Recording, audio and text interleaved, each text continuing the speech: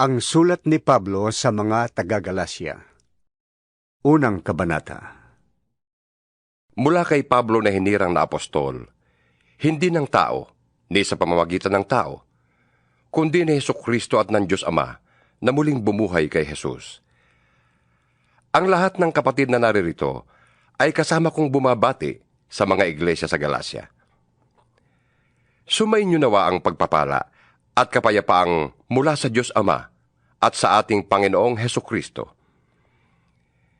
Inialay ni Hesukristo ang kanyang buhay dahil sa ating kasalanan, ayon sa kalooban ng ating Diyos Ama, upang mahango tayo sa kasamaang naghahari ngayon sa sanlibutan ito. Purihin ang Diyos magpakailanman. Amen. Nagtataka ako kung bakit kay dali ninyong tinalikuran ng Diyos na tumawag sa inyo sa pamamagitan ng habag ni Kristo, at kayo'y bumaling agad sa ibang magandang balita. Ang totoo'y wala namang ibang magandang balita. Kaya nga lamang, may mga nanggugulo sa inyo at nagsisikap na baguhin ang magandang balita ni Kristo. Sino man, maging kami, o isang anghel mula sa langit, ang mangaral sa inyo ng magandang balita na iba sa ipinangaral namin sa inyo, parusahan siya ng Diyos. Sinabi na namin ito sa inyo, at inuulit ko ngayon.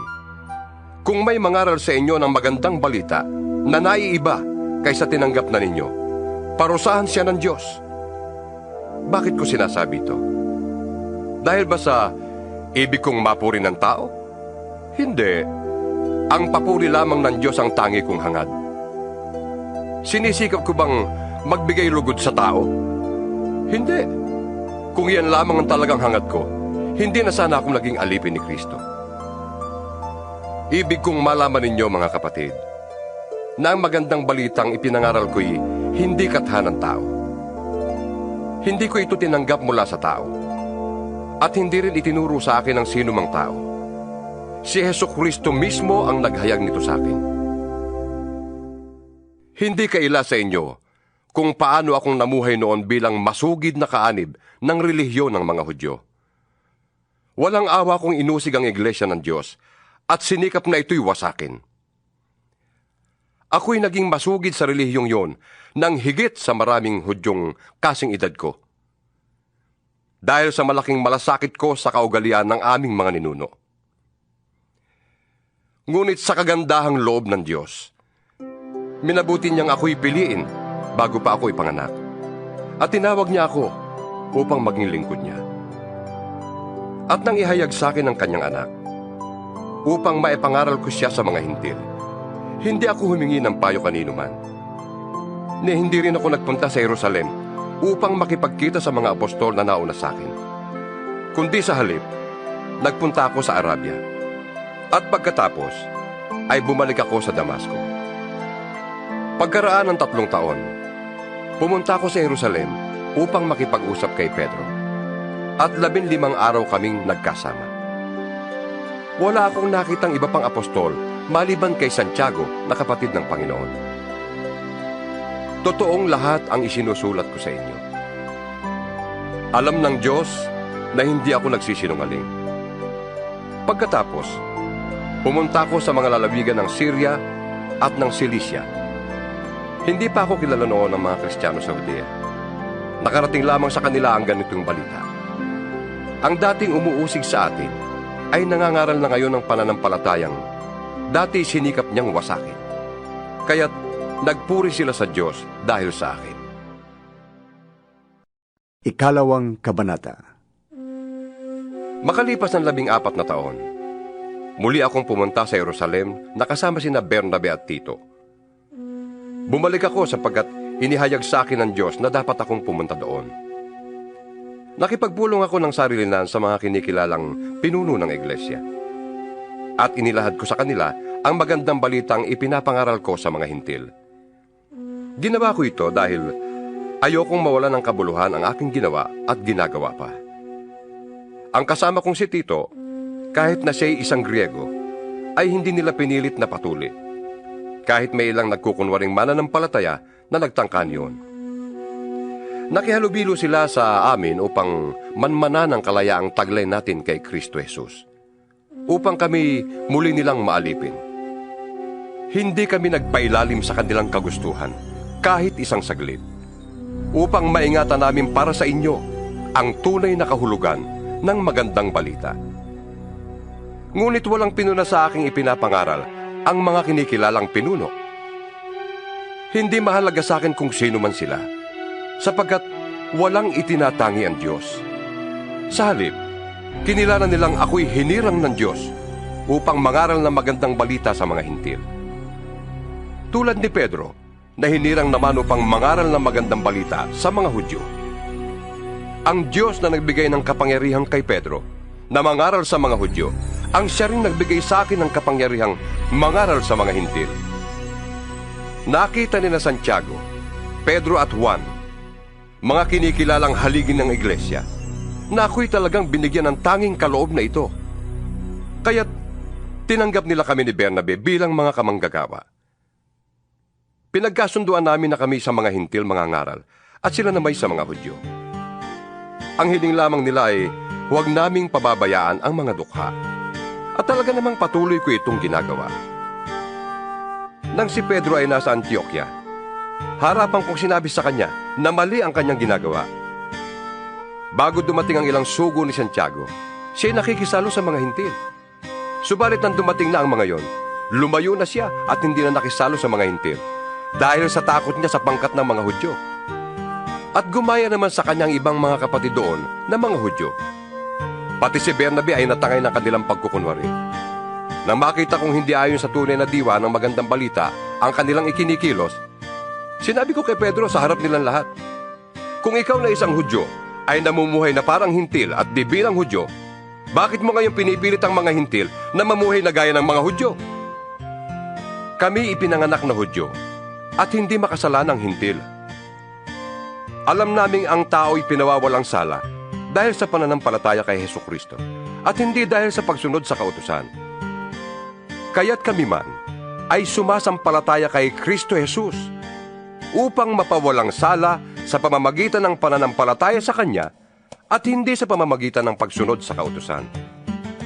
Sapagkat ang tao'y hindi pinawawalang sala dahil sa pagsunod sa kautusan. Ngunit, kung kaming nagsisikap na mapawalang sala sa pamamagitan ni Kristo ay matagpo ang makasalanan pa, nangangahulugan bang si Kristo'y tagapagtaguyod ng kasalanan? Hindi maaari yan. Sapagkat kung itatayo kong muli ang winasa ko na, ipinapakita kong makasalanan nga ako. Ako'y namatay na sa kautusan, sa pamamagitan na rin ng kautusan upang ngayon mabuhay para sa Diyos. Namatay na akong kasama ni Kristo sa krus. Hindi na akong nabubuhay ngayon, kundi si Kristo na ang nabubuhay sa akin. At habang ako'y nabubuhay pa sa katawang lupa, namumuhay ako sa pananalig sa anak ng Diyos na umibig sa akin at naghandog ng kanyang buhay para sa akin. Hindi ko maaaring tanggihan ang kagandahang loob ng Diyos. Kung ang tao ay mapapawalang sala sa pamamagitan ng kautusan, walang kabuluhan ang pagkamatay ni Kristo. Ikatlong kabanata. Mga hangal kayong mga taga-Galasya. Sino ang nakagayuma sa inyo? Maliwanag na ipinahayag na sa inyo kung paano namatay si Hesukristo sa krus. Sabihin nga ninyo, tinanggap ba ninyong espiritu sa pamamagitan ng mga gawa ayon sa kautusan? O sa pamamagitan ng inyong pananalig sa inyong narinig tungkol kay Kristo? Talagang napakahangal ninyo. Nagsimula na kayo sa espiritu at ngayon ibig pa ninyong magtapos sa pamamagitan ng inyong sariling lakas. Wala na bang halaga sa inyong maraming bagay na pinagtiisan ninyo? Marahil naman meron. Bakit ipinagkaloob sa inyo ng Diyos ang Espiritu? Bakit siya gumagawa ng mga himala? Dahil ba sa inyong mga gawa ayon sa kautusan? O dahil sa inyong pananalig sa inyong narinig tungkol kay Kristo? Tulad na nangyari kay Abraham. Nanalig siya sa Diyos, kaya siya'y itinuring na matuwid. Kung gayon, maliwanag na ang mga nananalig sa Diyos ang siyang tunay na lahi ni Abraham. Bago pa ito nangyari, ay ipinahayag na ng kasulatan na pawawalang sala ng Diyos ang mga hintil sa pamamagitan ng kanilang pananalig sa Kanya. At ang magandang balitang ito ay inihayag kay Abraham. Sa pamamagitan mo'y pagpapalain ng Diyos ang lahat ng bansa. Nanalig sa Diyos si Abraham, kaya't siya'y pinagpala. At pagpapalain ding tulad niya ang lahat ng nananalig sa Diyos. Ang lahat ng umaasa sa mga gawa ayon sa kautusan ay nasa ilalim ng isang sumpa. Sapagkat nasusulat, isinumpa ang hindi sumusunod at gumagawa ng lahat ng nakasulat sa aklat ng kautusan. Malinaw na walang taong pinawawalang sala sa paningin ng Diyos sa pamamagitan ng kautusan. Sapagkat sinasabi ng kasulatan, ang pinawawalang sala dahil sa pananampalataya ay mabubuhay.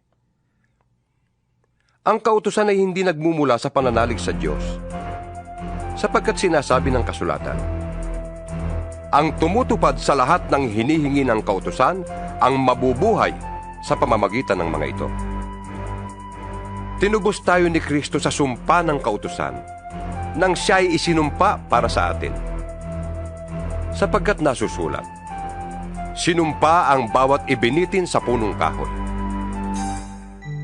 Ginawa ito ni Kristo upang ang mga pagpapalang ipinangako ng Diyos kay Abraham ay makamtan din ng mga hintil sa pamamagitan ni Kristo Jesus.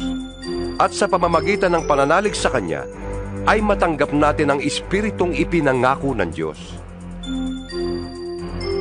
Mga kapatid, narito ang isang pangkaraniwang halimbawa. Kapag nalagdaan na ang isang kasunduan, hindi na ito mapapawalang kabuluhan ni numan.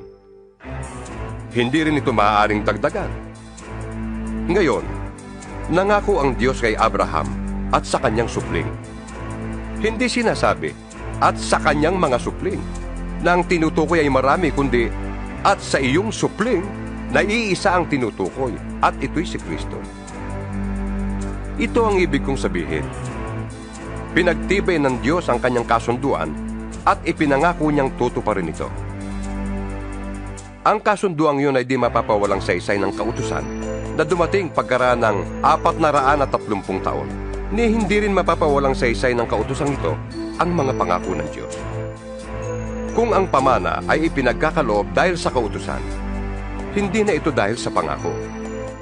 Ngunit ang pamana ay ibinigay ng Diyos kay Abraham bilang katuparan ng kanyang pangako. Kung ganon, bakit pa ibinigay ang kautusan?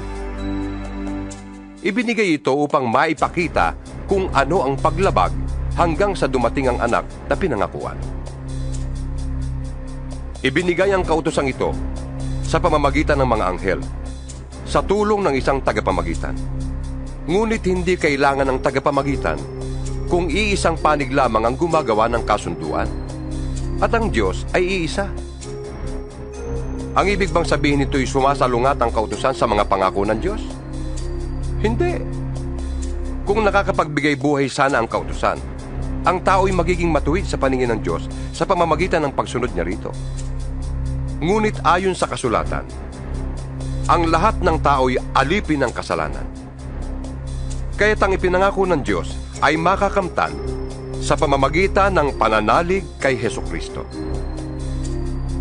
Bago dumating ang panahon ng pananampalataya, tayo'y nasa ilalim ng kapangyarihan ng kautusan hanggang sa ang pananampalatayang ito kay Kristo ay mahayag. Kaya't ang kautusan ang naging tagapagturo natin hanggang sa dumating si Kristo. At sa gayon, tayo'y mabilang na matuwid sa pamamagitan ng pananalig sa Kanya. Ngayong nananalig na tayo kay Kristo, wala na tayo sa pangangalaga ng kautusan. Dahil sa inyong pananalig kay Kristo Jesus, kayong lahat ay anak ng Diyos. Ang buhay mismo ni Kristo ang isinuot sa inyo na parang damit nang kayo'y mabautismuhan sa Kanya. Wala nang pagkakaiba ang Hudyo at ang Griego, ang alipin at ang malaya, ang lalaki at ang babae. Kayong lahat ay iisa na dahil sa inyong pakikipag-isa kay Kristo Jesus. At kung kayo nakipag-isa kay Kristo, kayo'y lahi ni Abraham at tagapagmana ng mga pangako ng Diyos. Ika-4 na kabanata. Ito ang ibig kong sabihin. Habang bata pa ang tagapagmana, hindi siya nakakahigit sa isang alipin, kahit na siya ang may-ari ng lahat.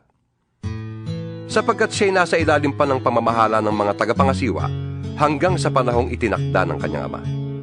Gayon din naman, noong hindi pa tayo nananalig kay Kristo, tayo'y nasa ilalim ng mga tuntuning umiiral sa sanlibutan ito. Ngunit nang sumapit ang takdang panahon, sinugo ng Diyos ang kanyang anak. Isinilang siya ng isang babae at namuhay sa ilalim ng kautusan, upang palayain ang mga nasa ilalim ng kautusan. Sa gayon, tayo'y mabibilang sa mga anak ng Diyos. At upang patunayan na kayo'y mga anak ng Diyos, sinugo niya ang espiritu ng kanyang anak sa ating mga puso. At nang sa gayon, ay makakatawag tayo sa Diyos ng Ama, Ama ko. Hindi na kayo alipin, kundi anak. At dahil kayo ay anak, kayo ay ginawa rin ng Diyos na tagapagmana niya. Noong hindi pa ninyo nakikilala ang Diyos, kayo'y alipin ng mga Diyos-Diyusan. Ngunit ngayong nakikilala na ninyo ang Diyos, o mas tamang sabihin, ngayong nakikilala na kayo ng Diyos, bakit kayo bumabalik sa mga tuntuning walang bisa at walang halaga? Bakit ibig na naman ninyong paalipin sa mga yon? May itinatangi kayong mga araw, mga buwan, mga panahon at mga taon. Nag-aalala kong baka nasayang lamang ang paghihirap ko para sa inyo. Nakikiusap ako sa inyo, mga kapatid. Gayahin ninyo ako. Hindi na ako saklaw ng kautusan. Tulad ninyo noon, wala kayong nagawang masama laban sa akin. Alam naman ninyo na kaya ko naipangaral sa inyo noon ang magandang balita ay dahil nagkasakit ako. Gayunman, hindi ninyo ako hinamak o tinanggihan. Kahit na naging pasanin ninyo ako dahil sa aking karamdaman.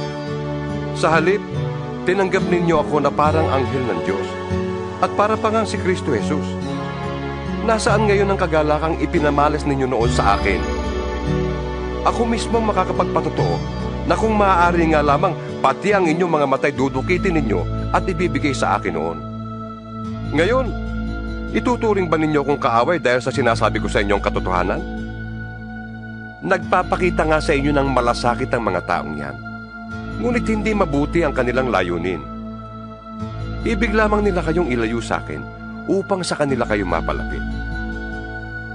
Hindi masama ang magmalasakit kung palaging mabuti ang layunin at hindi kung kaharap lamang ninyo ako. Mga anak ko, dahil sa inyo'y minsan pa akong nagdaranas ng hirap tulad ng babaeng nanganganak, hanggang sa ganap kayong matulad kay Kristo. Sana'y kasama ko kayo ngayon upang maiba ang tono ng aking pagsasalita, sapagkat nag-aalala ako tungkol sa inyo. Sabihin nga ninyo sa akin, kayong nagnanasang pailalim sa kautusan. Hindi ba ninyo napapakinggan ang sinasabi sa kautusan? Sinasabi roon na si Abraham ay nagkaanak ng 2 lalaki. Isa sa alipin at isa sa malaya. Ang anak niya sa alipin ay ipinanganak sa karaniwang paraan. Ngunit, ang anak niya sa malaya ay katuparan ng pangako ng Diyos. Ito'y isang paghahambing. Ang 2 babae ay larawan ng 2 kasunduan. Ang isa ay ang tipan sa bundok ng Sinai na kinakatawan ni Agar at ng kanyang mga anak na pawang mga alipin. Si Agar ay kumakatawan sa bundok ng Sinai na nasa Arabia at larawan ng kasalukuyang Jerusalem na nasa pagkaalipin, kasama ng kanyang mga mamamayan. Ngunit ang Jerusalem na nasa langit ay malaya at siya ang ating ina. Ayon sa nasusulat, magsaya ka o babaeng hindi magkaanak. Humiyaw ka sa galak, ikaw na din nakaranas ng hirap sa panganganak. Sapagkat higit na marami ang anak ng babaeng nangungulila kaysa babaeng may asawa. Mga kapatid, tulad ni Isaac, tayo'y mga anak ayon sa pangako. Kung noong una, ang ipinanganak ayon sa Espiritu ay inuusig ng ipinanganak ayon sa karaniwang paraan, gayon din naman ngayon. Ngunit ganito ang sinasabi ng kasulatan: palayasin mo ang babaeng alipin at ang kanyang anak, sapagkat ang anak ng alipin ay hindi dapat makahati sa mana ng anak ng malaya. Kaya nga, mga kapatid, hindi tayo anak ng alipin, kundi ng malaya. Ikalimang kabanata. Malaya na tayo dahil pinalaya tayo ni Kristo. Kaya magpakatatag kayo at huwag nang paalipin pang muli. Akong si Pablo ang nagsasabi sa inyo, kapag nagpatuloy kayo, binabaliwala ninyo si Kristo. Inuulit ko, ang lahat ng taong nagpatuli ay kailangang sumunod sa buong kautusan. Kayong nagsisikap na maging matuwid sa pamamagitan ng pagtupad sa kautusan, nahiwalay na kayo kay Kristo at nawalay sa habag ng Diyos. Ngunit kami umaasa na kami magiging matuwid sa pamamagitan ng pananampalataya at ito'y sa kapangyarihan ng Espiritu Santo. Sa mga nakipag-isa na kay Kristo Jesus, hindi na mahalaga kung ang isang tao ay tuli o hindi. Ang mahalagay ang pananampalatayang nakikita sa mga gawang udyok ng pag-ibig. Mabuti na sana ang inyong ginagawa. Sinong pumigil sa inyong pagsunod sa katotohanan? Hindi yang gagawin ng Diyos na tumawag sa inyo. Wika nga, napapaalsa ng kaunting libadura ang buong masa ng harina. Nagtitiwala ako na sasang-ayon kayo sa akin sa bagay na ito, dahil sa ating kaugnayan sa Panginoon. At natitiyak kong parurusahan ng Diyos ang sino mang nanggugulo sa inyo, kung sino man siya.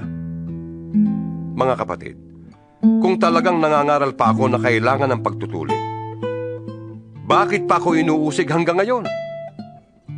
Kung iyo'y totoo, hindi na sana nila ikinagagalit ang aking pangangaral tungkol sa pagkamatay ni Kristo sa krus. Sana'y ang mga nanggugulo sa inyo ay hindi lang magpatuli, kundi tuluyan ng magpaputol. Mga kapatid, tinawag kayo upang maging malaya. Ngunit huwag naman ninyong gamitin ang inyong kalayaan upang masunod ang hilig ng laman, kundi maglingkod kayo sa isa't isa sa diwa ng pag-ibig. Sapagkat ang buong kautusan ay nauuwi sa isang pangungusap. Ibigin mo ang iyong kapwa gaya ng iyong sarili. Ngunit kung kayo'y nagkakagatan at nagsasakmalang parang mga hayop, mauubos kayo. Sinasabi ko sa inyo, ang Espiritu ang gawin ninyong patnubay sa inyong buhay at hindi kayo magiging alipin ng hilig ng laman.